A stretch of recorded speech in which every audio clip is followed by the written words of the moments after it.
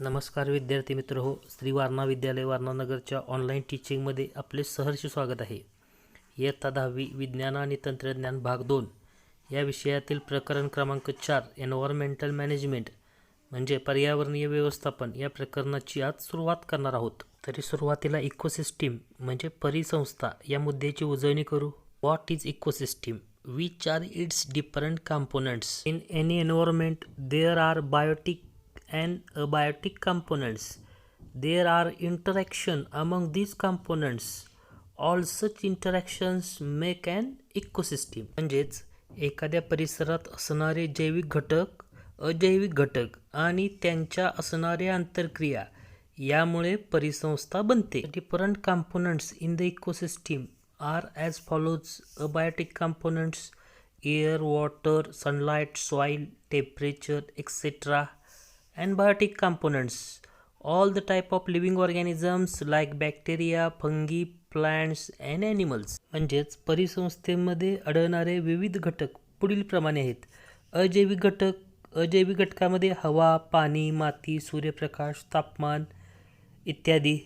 तसेच जैविक घटकामध्ये सर्व प्रकारचे सजीव, जीवाणू, कवक, वनस्पती आणि प्राणी. परिसंस्थेतील प्रत्येक घटक महत्त्वाची भूमिका पार पाडतो. Every factor play very important role in the ecosystem. Plants are producers of the ecosystem. वनस्पती अन्न निर्मिती करतात म्हणून वनस्पती या उत्पादक आहेत. Various herbivorous like deer, goats, sheep, horses, camels etcetera feed upon producers. म्हणजेच हरिण, शेळ्या, मेंढ्या, घोडे, उंट असे शाकाहारी प्राणी या वनस्पती खाऊन वाढतात. Carnivorous predators example lion and tiger control the population of the herbivorous. म्हणजेच शाकाहारी प्राण्यांच्या संख्येवर नियंत्रण ठेवण्याचे काम वाघ व सिंह यासारखे मांसाहारी प्राणी करतात. Decomposers and scavengers like caterpillars, termites, insect present in the dung carry out decomposition and thus clean the environment. म्हणजेच निसर्गात आढळणारे विघटक, जीवाणू, अळ्या, वाळवी इत्यादी निसर्ग सफाईची महत्त्वाची भूमिका पार पडतात. Existence of human being is dependent on the balanced ecosystem. म्हणजेच मानवाचे अस्तित्व या सर्व घटकामुळेच टिकून राहते. यासाठी प्रत्येक परिसंस्थेतील सर्व घटकाचे योग्य ते संतुलन टिकवणे गरजेचे आहे. तर आता तुमच्या समोर एक फूड चेन म्हणजे अन्न साखळी आहे. त्या अन्न साखळीचा अभ्यास करू. In this food chain by utilising the solar energy the green plants perform photosynthesis, thus they are producers of the food chain. म्हणजेच सूर्यप्रकाशाचा वापर करून वनस्पती प्रकाश संश्लेषण करून अन्न तयार करतात, त्यामुळे त्या उत्पादक आहेत. Green plants produce food is consumed by the grasshopper, thus it is primary consumer. म्हणजेच वनस्पतींनी तयार केलेले अन्न नाकतोडा खातो म्हणून नाकतोडा हा प्राथमिक भक्षक आहे. Frog is secondary consumer as its diet consist of insect like grasshopper. म्हणजेच बेडूक हा द्वितीय भक्षक आहे कारण तो कीटक खाऊन गुजराण करतो. Snake is tertiary consumer as it feeds on frog. साप हा तृतीय भक्षक आहे, तो बेडूक खातो. Eagle is apex consumer as it can kill snake and feed on it. गरुड हा सर्वोच्च भक्षक आहे, तो साप खातो. Last picture in the food chain is of fungi and bacteria which are acting as decomposer. अन्न साखळीतील शेवटचे चित्र हे जीवाणू व कवकाचे आहे की जे मृत शरीराचे विघटनाचे काम करतात. तर आता पान नंबर 37 वरती जो इकोसिस्टीम म्हणजे परिसंस्थेचा तक्ता दिला आहे तो पूर्ण करू. इकोसिस्टीम म्हणजे परिसंस्था मुख्य 2 घटकांनी बनलेली आहे. त्यातील पहिला घटक दिला आहे अबायोटिक कंपोनंट्स म्हणजे अजैविक घटक. तर दुसरा घटक लिहायचा आहे बायोटिक कंपोनंट्स म्हणजे जैविक घटक. अबायोटिक कंपोनंट्स म्हणजेच अजैविक घटकातील एक घटक दिला आहे फिजिकल फॅक्टर म्हणजे भौतिक घटक, व दुसरा घटक तुम्ही लिहायचा आहे तो म्हणजे रासायनिक घटक म्हणजे केमिकल फॅक्टर. फिजिकल फॅक्टर दिले आहेत air, water, vapour, minerals, soil, sunlight. म्हणजेच भौतिक घटक दिले आहेत हवा, पाणी, बाष्प, खनिजे, मृदा व सूर्यप्रकाश. तर केमिकल फॅक्टर्स म्हणजे रासायनिक घटक लिहायचे आहेत न्यूट्रिएंट्स, pH म्हणजे पोषणद्रव्य सामू, न्यूट्रिएंट्स pH म्हणजेच पोषणद्रव्य सामू दोन प्रकारचे आहेत.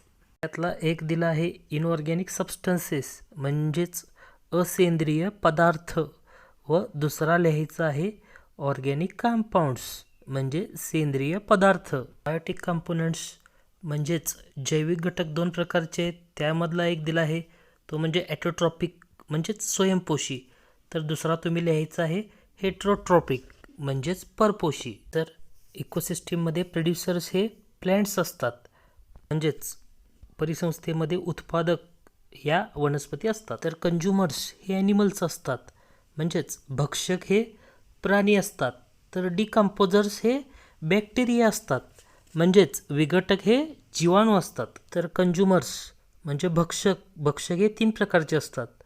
त्याच्यामध्ये पहिला प्रकार बघा प्रायमरी कंझ्युमर, दुसरा प्रकार बघा सेकंडरी कंझ्युमर व तिसरा प्रकार बघा टर्शरी कंझ्युमर म्हणजेच प्राथमिक भक्षक, द्वितीय भक्षक आणि तृतीय भक्षक. तर तक्त्याच्या खाली एक पॅराग्राफ दिला आहे, त्या पॅराग्राफचा अभ्यास करू व त्यावर आधारित काही प्रश्नांची उत्तरं शोधू. Paddy is cultivated on large scale in various states of south India म्हणजेच दक्षिण भारतामध्ये विविध राज्यात मोठ्या प्रमाणात भात शेती केली जाते. Paddy fields are frequently attacked by grasshoppers म्हणजेच तेथील भात पिकावर अन्नासाठी मोठ्या प्रमाणावर नाकतोडे येतात.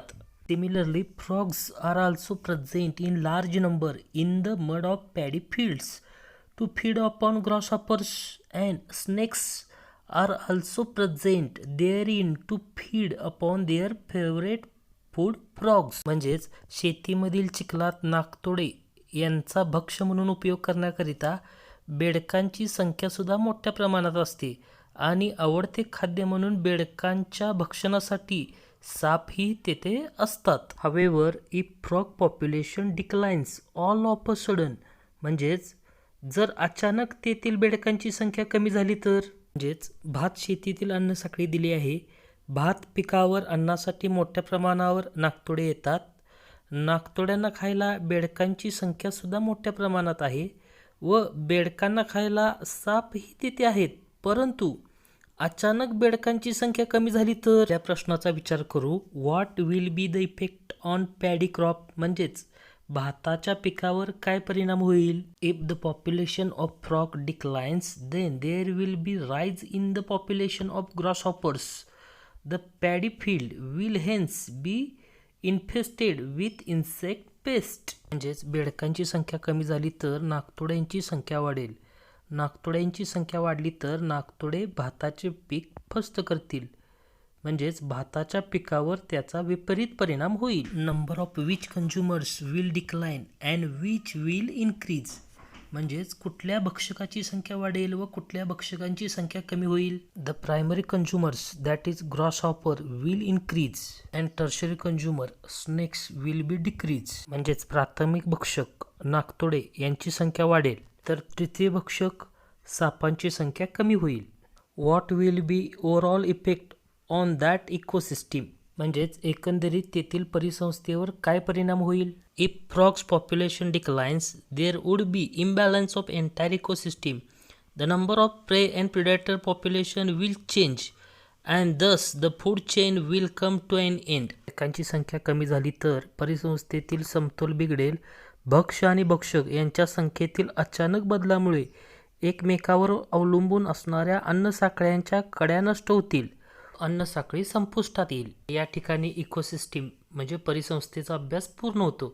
तर आजचा अभ्यास observe the diagram given below and answer the question given म्हणजेच दिलेल्या आकृतीचे निरीक्षण करून खालील प्रश्नांची उत्तरे वहीमध्ये लिहा. धन्यवाद.